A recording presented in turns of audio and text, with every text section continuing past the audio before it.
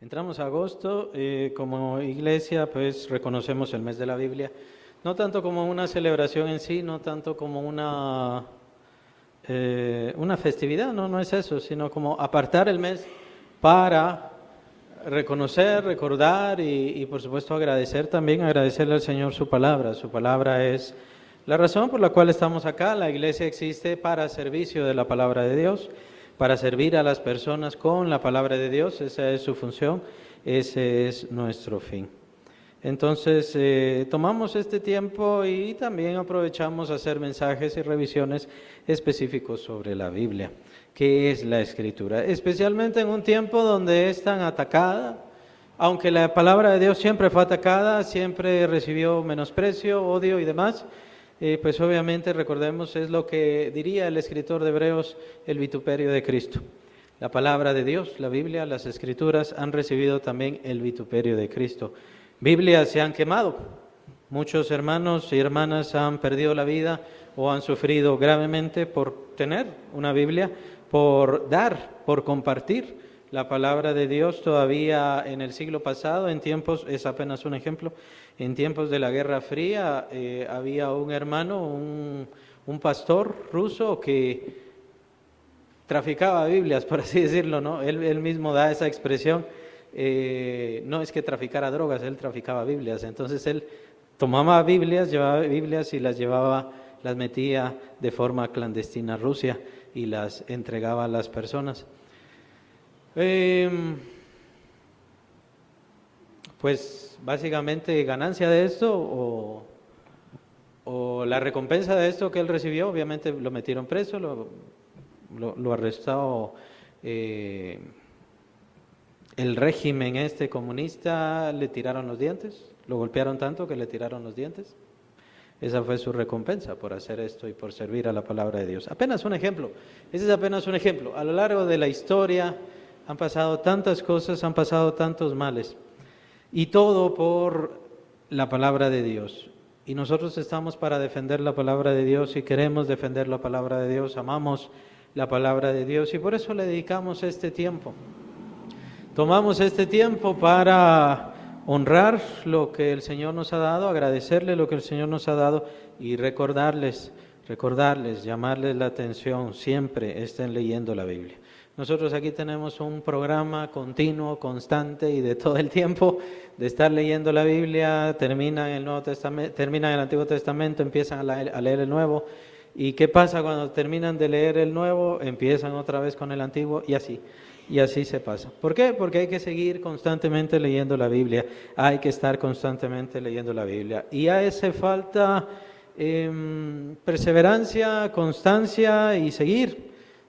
La Biblia no se trata de leerla un mes, no se trata de leerla una vez, se trata de estarla leyendo constantemente. Es la leche espiritual no adulterada, también menciona en una de las cartas, se menciona, es la leche espiritual no adulterada y uno tiene que desearla, uno tiene que desear esa leche, desear estar leyendo la palabra de Dios. No adulterada quiere decir pues no interpretada, no al juicio de nadie, no a la forma de ver de nadie, sino tal y como fue dada, y así también debería de buscarla el creyente. Hay muchos mensajes sobre la palabra de Dios, hay muchos puntos sobre la palabra de Dios el día de hoy. Para variar, para hacer diferente un poco los temas, quería que viéramos este ejemplo, quería que viéramos este momento trascendental, importante en la vida del pueblo de Israel, en la vida de la Biblia misma, en la vida de las promesas y del pacto que Dios había hecho con el pueblo. Y obviamente todo lo demás es importante y ya lo hemos visto. ¿Qué es la Biblia? La Biblia es la palabra de Dios, penetra y es más cortante que toda espada de dos filos. Pero hoy quería dar un ejemplo. Y quería que viéramos este evento en la vida del Israel antiguo. Más o menos nos ubicamos en el año 600 antes del Señor Jesucristo. En el año 600 antes del Señor Jesucristo, ya está a puertas, 650 por ahí, ya está a puertas el cautiverio en Babilonia Eso quiere decir que el pueblo se ha corrompido tanto que Dios los va a entregar a un tiempo de cautiverio, a un tiempo de castigo, a un tiempo de mal.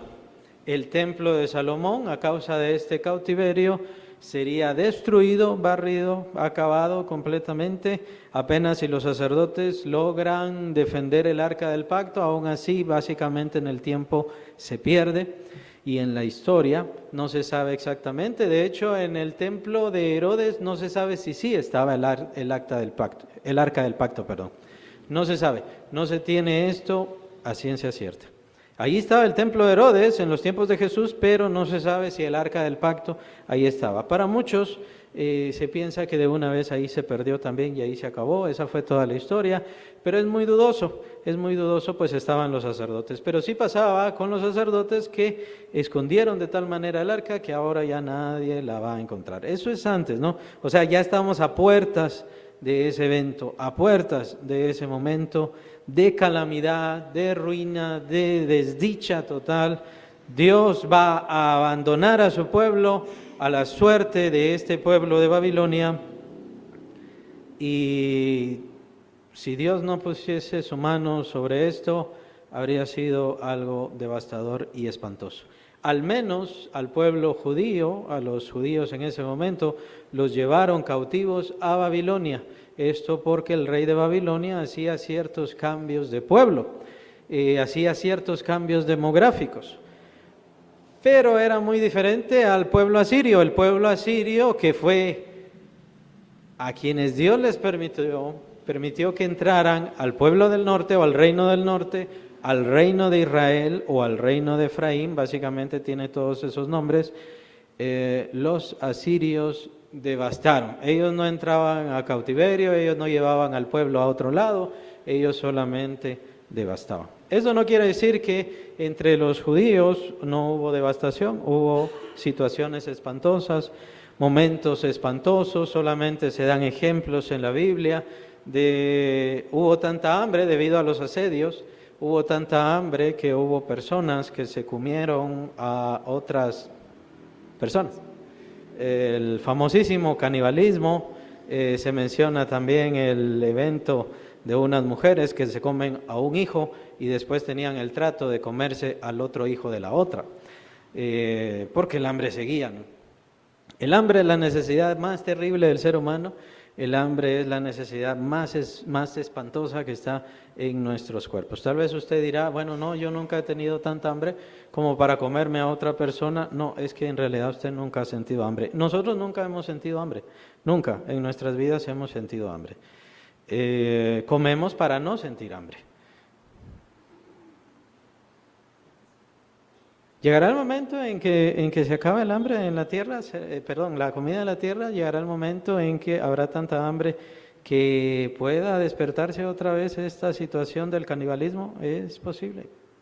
La situación es que es un juicio, y por eso me llamó mucho la atención este ejemplo, esta situación, este evento es un juicio. Y sí es importante también compararlo. ¿Será que nosotros ya estamos caminando en esto? ¿Será que el mundo, me refiero como tal, está ya andando a las puertas de un juicio divino? Y es entonces en donde debemos tomar este ejemplo muy importante. La lectura que se hizo está en Segunda de Reyes 22, todo el texto, todo el capítulo 22 trata de esto. Yo solamente iré leyendo algunas cosas y viendo entrecortado esto, pero les recomiendo que lo lean todo, así como la referencia hacia Segunda Crónicas. En Segunda de Reyes 22:14 vemos a un grupo de hombres, a un quinteto, van a buscar muy particularmente a una profetisa. Digo muy particularmente porque siempre, pues, en la lógica y a nuestros oídos, siempre el profeta tal, el profeta tal, el profeta tal, el profeta tal. No, aquí van a buscar a la profetisa. Es una profetisa que se llama Hulda. La profetisa se llama Hulda. Aparentemente era esposa de uno de los sacerdotes, pues el sacerdote tenía que ver con las vestiduras. Ahora, no se sabe si eran vestiduras del templo o si eran vestiduras del reino, pero lo que sí se piensa es que era un lugar o era una condición en la que ellos estaban de un tanto de dinero, es decir, era gente de gobierno, era gente importante. Pero entre todas estas personas estaba esta profetisa, Hulda. Busqué el nombre de Hulda, ¿qué significa el nombre de la profetisa? Y se puede traducir como ardilla. O sea, no significa nada. El nombre de Hulda no tiene que ver con Dios, algo, Dios es fuerte ni ninguna cosa, sino una profetisa, así como que allá hay una profetisa y allá fueron a buscarla. Estos hombres eran sacerdotes, eran escribas y personas de gobierno directo, representantes del rey de Judá. Y el rey de Judá, es con el mandato del rey de Judá que estos hombres van a buscar a esta profetisa. Siempre me llamó la atención que no van al templo, que no van a un lugar especial, particular, espiritual. No, dice bien, moraba en Jerusalén en la segunda parte de la ciudad y hablaron con ella. Versículo 14. En la segunda parte de la ciudad hablaron con ella. Ahí estaba en la ciudad y ahí fueron a buscarla, fueron a hablar. Es muy interesante cómo empieza esto, de qué se trata todo esto. Y es que van a buscar profecía del Señor. Van a buscar profecía del Señor. ¿Qué es lo que Dios dice? Y van a buscar a esta mujer, que básicamente su nombre significa ardilla. ¿Y qué es la palabra de Dios? Se toma en cuenta, de acuerdo con los estudiosos, de que sí era una persona de estatus y entonces por medio de ella quieren saber, quieren validar la palabra de Dios. Es muy interesante entonces, ¿por qué? ¿Por qué fueron enviados? Y es que aquí empieza la historia de uno de los mejores y más importantes y de hecho de esos reyes favoritos para mí, de los reyes favoritos, especialmente de los reyes de Judá. El rey que envía a estos hombres a que vayan a consultar a la profetisa es el rey Josías. El rey Josías es muy importante, es ya casi de los últimos, bien se podría decir, el penúltimo rey antes de que venga el cautiverio, el penúltimo rey antes que venga la calamidad, que venga el juicio, que venga la destrucción sobre el pueblo de Israel. Y es muy interesante acá, porque Josías, en cuanto a datos elementales, lo pueden ver ahí al principio del capítulo, no lo vamos a leer, pero Josías fue puesto por rey cuando tenía 8 años. 8 años tenía, cuando ya le tocó ser rey, cuando ya le tocó tomar el lugar de su padre. ¿Y esto por qué? Porque a su papá le quitaron la vida. Lo desvivieron, como dicen, ¿no? Porque aparentemente asesinato es como muy brusco.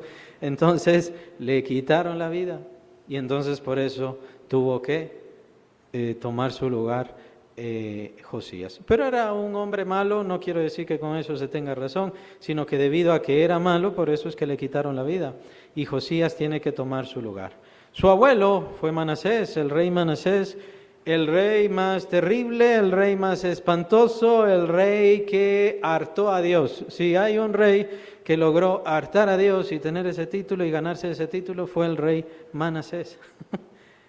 Por cierto, hijo de Ezequías, del rey Ezequías. La historia de todo esto es bien interesante. Hay muchas ataduras en todo esto, muy valiosas, muy importantes, y especialmente sobre Josías. Josías no solamente es especial para mí, no solamente es especial para muchas personas. El nombre Josías, el rey Josías, fue profetizado algunos siglos antes por los profetas, que Josías haría una renovación espiritual en el pueblo de Israel. Pero no tenemos tiempo para eso, no nos da tiempo para eso. 8 años tenía este niño, este muchacho, para ya tomar el lugar de rey. Qué situación tan interesante, ¿no? Qué situación tan importante. Pero no es lo que tiene que ver con nuestro tema de hoy. Pasan unos años. Después de que es coronado rey, pasan algunos cuantos años y Josías tiene 18 años. Y a los 18 años, en el versículo 3, capítulo 22, a los 18 años, Josías toma a algunos de sus siervos y quiere que vayan a renovar el templo del Señor. Envió el rey Asafán, hijo de Azalía, es versículo 3, hijo de Mesulam, escriba a la casa de Jehová, diciendo, y entonces empieza a darle instrucciones sobre el dinero y de cómo deben renovar la casa de Dios. ¿Qué pasaba con la casa de Dios? En aquellos años, debido a estos reyes tan terribles y debido a todas las situaciones tan espantosas, la idolatría era terrible. Llegó el momento en que uno de los reyes cerró el templo de Dios. Cerró. Nadie podía entrar al templo de Dios. Por medio de uno de los profetas, en otra situación, en otra ocasión, vemos que Dios da testimonio. Es que adentro de mi templo, adentro de mi casa, le están rezando a Talmuz y están llorando por Talmuz. Talmuz es el hijo de Nimrod y de Semiramis. Tiene que ver con religiones antiguas. Y ahí, adentro de la casa de Dios, le lloraban a Tamuz. Salomón, no vayamos tan lejos, ¿no? Salomón fue el primero que puso ídolos enfrente de la casa del Señor. La casa que él había construido fue el primero que puso ídolos ahí enfrente, Salomón. Y así siguió la lista y la tragedia de este pueblo que por medio de sus reyes y por medio del mismo pueblo siguieron separándose, irritando y molestando al Señor. Mencioné al Israel, Dios entonces le achaca al pueblo de Judá, al reino de Judá, al reino del sur, le achaca. ¿Viste lo que hice con el reino del norte? ¿Viste cómo mandé a los asirios al reino del norte a destruirlos y tú no entendiste, tú no hiciste caso? Por eso también te va a tocar a ti. Pero debido a David, mi siervo, este es un constante, tanto en los libros de Reyes, en los libros de Crónicas, la palabra de Dios siempre es así. Debido a David, mi siervo, voy a dejar una lámpara. Por eso es que Dios envía al reino de Babilonia y no al reino asirio, a que deshagan todo el pueblo. A Dios no le tiembla la mano. Dios cuando quiere enviar juicio, envía juicio en serio.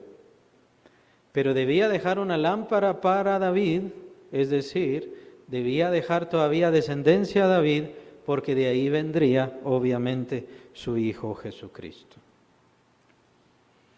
Ya estaba en esos tiempos, ya había pasado lo del reino del norte, ya habían pasado estas cosas y estas cosas estaban a las puertas, y este joven rey, 18 años, quiso ir a renovar, quiso ir a restaurar el templo de Dios. Tomemos en cuenta que el templo de Dios estaba abandonado, mal cuidado. El pueblo se había desinteresado. Por supuesto, ya venía el juicio de Dios contra el pueblo y entonces el pueblo no tenía ni la menor idea, no sabía qué estaba pasando y por supuesto lo que viene después es todavía más triste. Vamos a leer a partir del versículo 8. Entonces dijo el sumo sacerdote Hilcías, estamos en 2 Reyes 22, versículo 8. El escriba Safán, ¿he hallado el libro de la ley en la casa de Jehová? ¿Cómo así? Entonces dijo el sumo sacerdote Hilcías al escriba Safán, he hallado el libro de la ley en la casa de Jehová.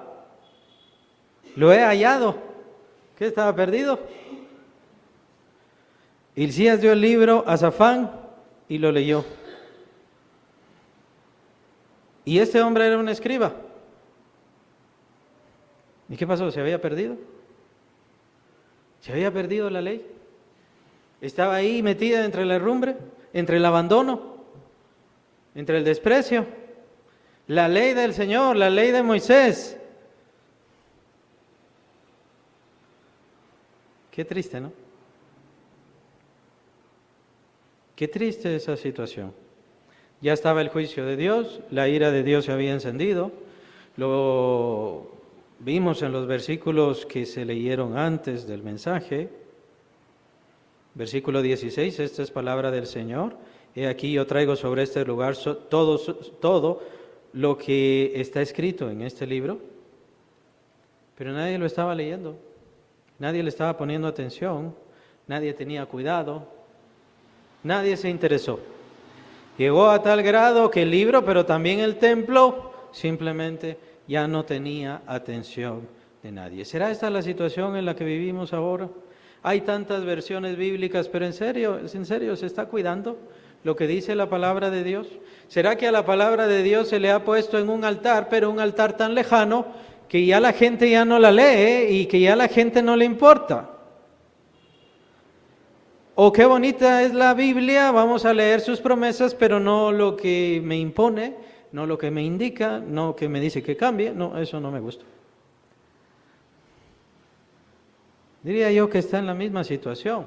Y las iglesias, los lugares de adoración, los centros de adoración están siendo tan atacados que están siendo abandonados por las personas. En el caso de Europa, ahí tienen un gran ejemplo, más del 60% son ateos, allá en Europa.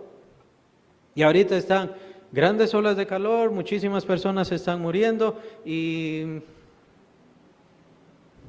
¿no sería bueno que fueran a buscar algún lugar de adoración, abrir centros de adoración? Bueno, ahí hay centros de adoración bastante de mayor edad como la que tenemos nosotros, pero no la pueden abrir como centros de adoración porque los lugares, las iglesias allá en Europa las volvieron librerías, cafés, recintos en donde se van a sentar y a leer un libro y a tomarse su café. El desprecio por lo que Dios dice, el desprecio por lo que Dios hace, pero eso no quita la ira de Dios, eso no apacigua la ira de Dios, eso no calma. La ira de Dios sigue ahí. Ignorar a Dios lo único que va a hacer es que nos sorprenda la calamidad. Es lo único que hace y es lo único que logra hacer el ignorar lo que Dios nos dice. Y precisamente es el ejemplo que vamos a ver. ¿Qué pasó entonces? Vinieron, versículo 9, viniendo luego el escriba Safán al rey, dio cuenta al rey y dijo, tus siervos han recogido el dinero que se halló en el templo y lo han entregado en poder de los que hacen la obra, que tienen a su cargo el arreglo de la casa de Jehová. Asimismo el escriba Safán declaró al rey diciendo, el sacerdote Hilcías me ha dado un libro, es la ley del Señor, es la palabra del Señor, me ha dado un libro, y lo leyó delante del rey. Lo leyó delante del rey, y ese fue el acto, y eso fue lo único necesario. Un libro que estaba escondido, olvidado, desinteresado, pero es que era la palabra del Dios vivo.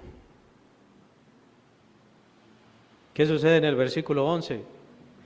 Y cuando el rey Josías, 18 años, un joven de 18 años, cuando el rey hubo oído las palabras del libro de la ley, rasgó sus vestiduras, que es un término muy común en el Antiguo Testamento y quiere decir indignación, tristeza, ruina, desgracia. Eso es lo que quiere decir. A los 18 años se sintió indignado, asustado, temeroso. Más adelante dice Dios, tú derramaste lágrimas delante de mí. Y eso lo que quiere decir es que Josías se aparta de leer la palabra de Dios, se aparta de estar escuchando estas palabras del libro y va a llorar, orando a Dios.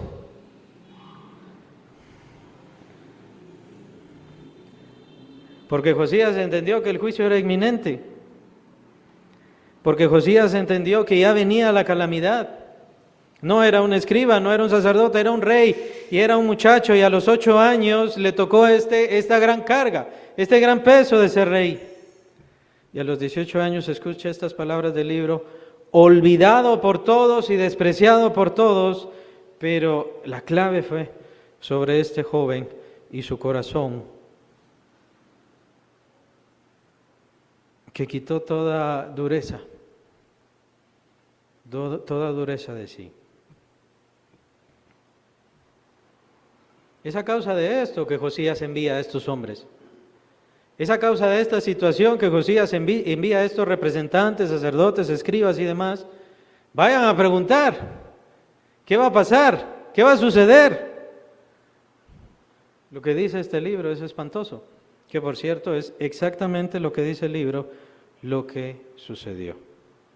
Incluso Dios en el libro, pueden leer si quieren, no lo vamos a ver, pero ustedes lo pueden leer, en el capítulo 26 de Levíticos, ahí pueden ver todos los castigos que vendrían sobre el pueblo de Israel por dejar el pacto, y ahí está todo. Dios preocupándose incluso de la tierra, por eso va a hacer y va a traer la ruina sobre este pueblo, como ustedes no dejaron descansar la tierra. Hasta ahí llega el juicio justo de Dios, la verdad de Dios, la sinceridad de Dios. No sabemos qué parte leyó Josías, no sabemos si leyó todo, pero fue muy difícil para él. Necesitaba saber qué iba a pasar, necesitaba saber qué pensaba Dios, necesitaba saber qué decía de Dios, qué consideraba Dios de él y de su vida. Y ese fue el inicio de esa reforma espiritual tan importante que hace el gran rey Josías. Vamos entonces a las palabras del Señor. Vamos entonces al sentido que le da el Señor a todo este evento tan importante en la vida del rey. Y entonces vamos unos versículos adelante. Versículo 17, estamos siempre, Segunda de Reyes, capítulo 22. Segunda de Reyes 22, 17.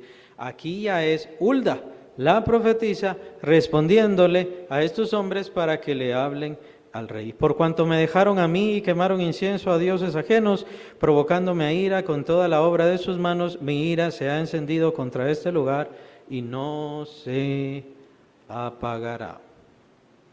La ira de Dios no se apaga, la ira de Dios se derrama, y es precisamente lo que va a pasar contra este mundo, contra las personas. Muchos van a decir en el tiempo del juicio, y dicen ya en tiempos de juicio, ¿de dónde está Dios? ¿Y por qué Dios no contesta? ¿Y por qué Dios no responde? Porque Dios está irado, por eso, porque Dios está descontento, por eso no responde. Pero Dios, en medio de toda esta situación y en medio de toda esta maldad, todavía contempla el corazón de un muchacho, de un joven de 18 años, que tocó su corazón, que fue muy importante para él. Versículo 18, mas al rey de Judá que os ha enviado para que preguntaseis a Jehová, diréis así: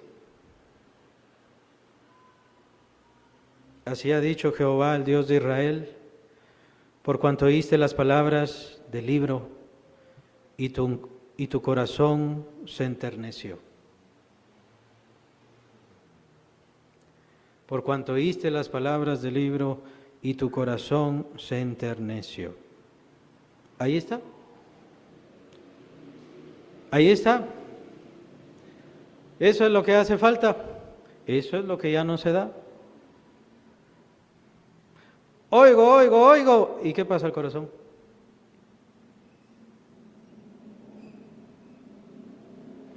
Saben, en los manuscritos aquí esta palabra enternecer la busqué y tiene que ver con suavizarse, blando, tiene que ver con algo blando. Y es precisamente lo que pasa, y es precisamente lo que pasa con los creyentes cuando no quieren arrepentirse. Cuando no queremos arrepentirse, nuestro corazón se hace cada vez más duro, cada vez más fuerte, cada vez más difícil. Y es cada vez más difícil para la palabra entrar. Yo oigo la palabra, no, lo que tiene es un corazón duro, la palabra de Dios no entra. ¿Cuál es el propósito de la palabra de Dios? El propósito de la palabra de Dios es entrar al corazón y transformar la dirección de las personas, las intenciones, los pensamientos y los sentimientos de las personas. Ese es el fin, ese es el trabajo de la palabra de Dios. Pero como el corazón es duro, como el corazón está endurecido, no se siente nada. Me da igual, me da lo mismo. ¿Está oyendo la palabra de Dios? No, no está oyendo la palabra de Dios. Lo mismo sería, mejor vaya a divertirse al mundo. Mejor vaya a gozarla.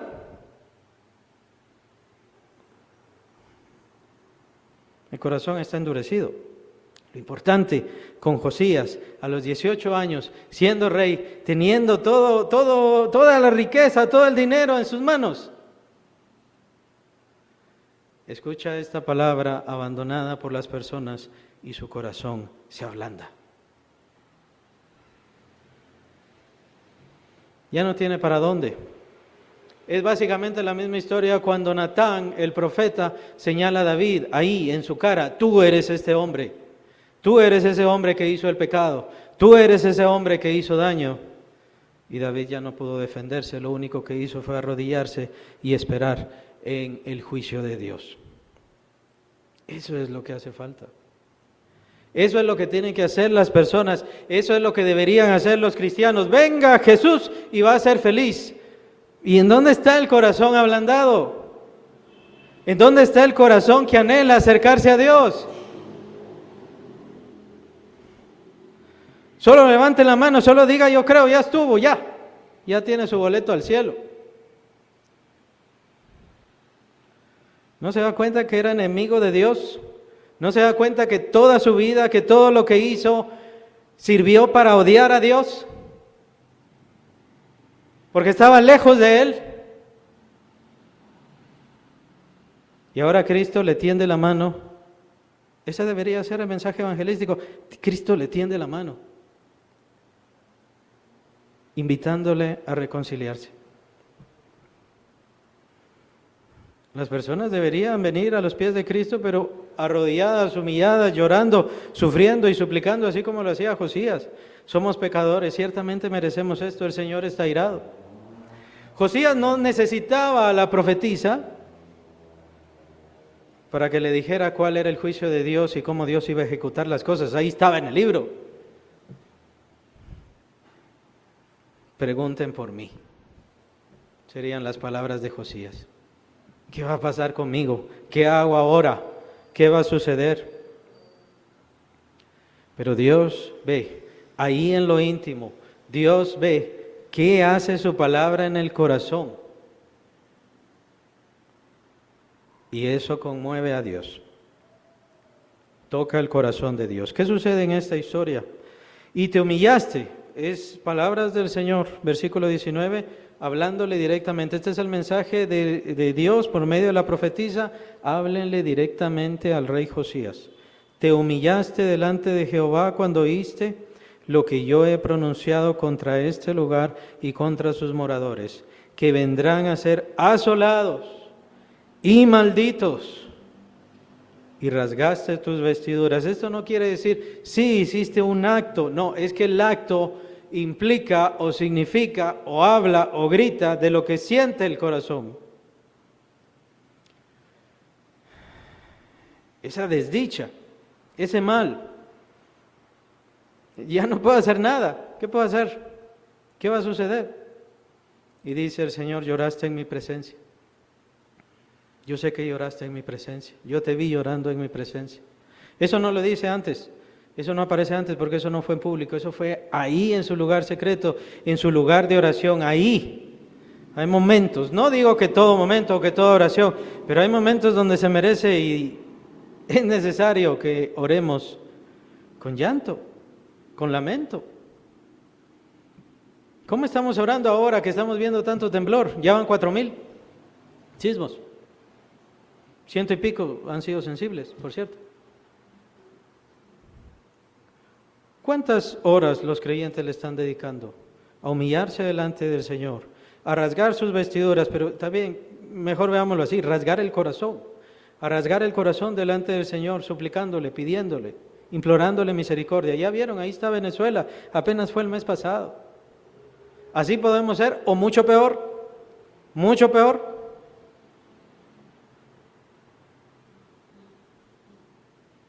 Pero por eso me gusta mucho esta palabra. Tu corazón se enterneció, tu corazón se hizo suave, tu corazón se ablandó. Pero ¿qué pasaba con todo el pueblo? Con todo el pueblo ya la palabra ya no llegaba, ya su corazón ya no era sensible. Ya lo oí, ya lo entendí, ya lo sé, ya no hay nada que hacer. Despreciaron tanto a los profetas, despreciaron tanto el llamado de la conciencia, sus corazones se hicieron duros. ¿Y cuál es la recompensa? Este pueblo vendrá a ser asolado y malditos. Versículo 19. Vendrá a ser asolados y malditos. Yo te he oído, dice Dios. Yo te he oído, dice Jehová. Yo te he oído a ti, muchacho de 18 años, joven rey, joven, que siendo príncipe a los 8 años te empezó ya a tocar ser rey.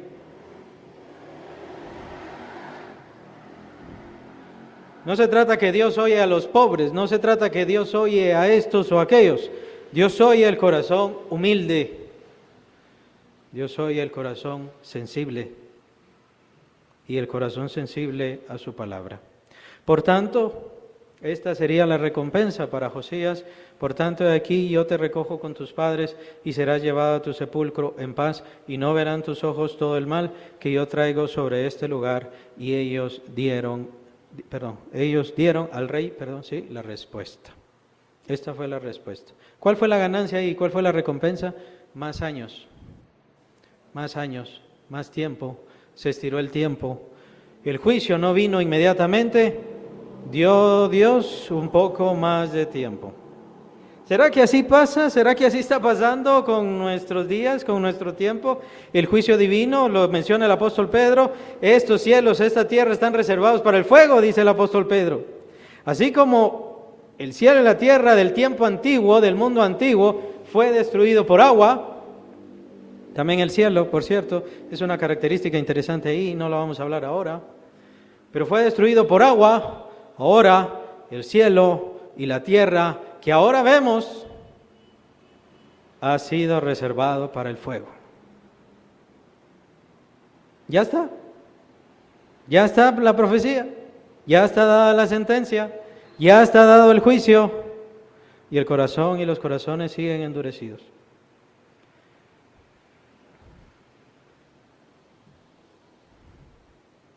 Por eso hay que tener corazón blando, hay que querer escuchar, hay que querer obedecer. No solamente, me dieron el mensaje y ya estuvo. ¿Qué le habló el mensaje?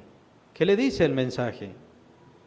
No se trata solo de leer la Biblia. ¿Qué me está hablando Dios por medio de su palabra? Porque me está hablando por medio de su palabra, no en forma mágica. Está tocando mi corazón, está tocando mi conciencia, me está hablando de mis actitudes, de mi forma de ser, de todo esto me está hablando. No me está diciendo que ya sea perfecto hoy, pero sí va a hablarme de ir cambiando mi camino, mejorando mi forma de ser. Pero si el corazón no es blando, ¿qué va a pasar? ¿Cuáles son los problemas que vendrán? ¿Personalmente?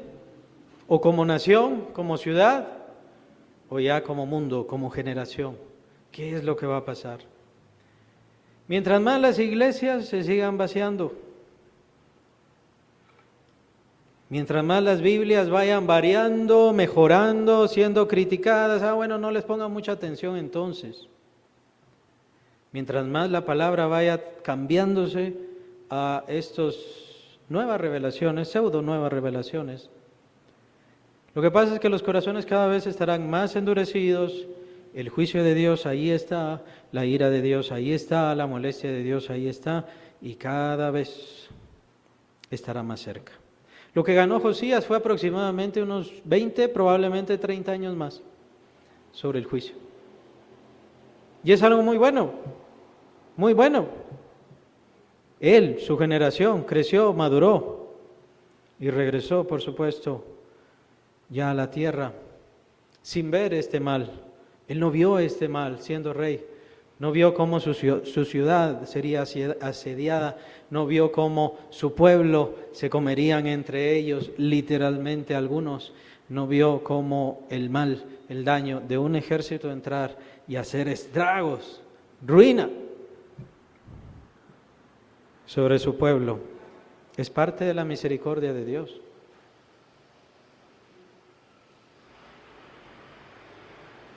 Eso es la palabra de Dios. La palabra de Dios viene a tocar nuestros corazones, haciéndonos ver el futuro. para que seamos blandos, sensibles. No tener miedo. No se trata de tener miedo por lo que viene. Se trata de rogarle al Señor. Se trata de suplicarle. Señor, da más tiempo. Señor, ten misericordia. Perdona a esta ciudad. Perdona a este país. No permita, Señor. Tú eres el dueño de la tierra. Tú eres quien permite y da movimiento a la tierra. Pero a veces cuando no somos sensibles, pues el Señor no oye. Cuando no somos blandos, el Señor no oye. Cuando tengo otras cosas más importantes, el Señor no oye. Y después, bueno, se molestan con Dios. Así pasó en la pandemia, ¿se acuerdan? Muchos se molestaron con Dios. ¿Dónde está Dios? ¿Por qué Dios permite esto? ¿Por qué Dios permite esto? ¿Por qué no lo permitió antes? ¿Por qué no lo trajo mucho peor? Más bien esa debería ser la pregunta. ¿Por qué el Señor fue tan misericordioso de permitir la ciencia y que lográramos salir de una pandemia, pues aproximadamente en 3 años? Cuando otras pandemias antes duraban 50 años y algunas hasta 100 años. Barrían con continentes enteros, no países, continentes enteros, poblaciones enteras.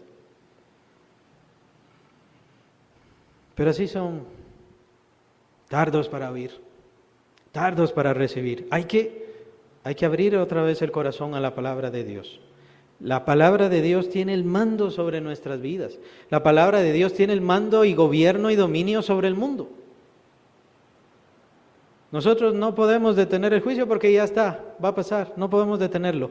Pero sí podemos, para quienes decidan, deseen y quieran eso, aplazarlo. Señor, espérame unos años, da un poquito más de tiempo. Así no tengo yo que ver todos estos males y estas calamidades. ¿Cuál es la petición de su corazón? ¿Cómo se ha ablandado su corazón y su mente a todo esto? Es el deseo de cada quien y la petición es muy personal. Cada quien decide qué es lo que le va a pedir al Señor. Pero le recomiendo sobre todas las cosas que nos acostumbremos a amar la palabra de Dios, porque amando la palabra de Dios seremos escuchados por Dios. Que el Señor les bendiga, hermanos.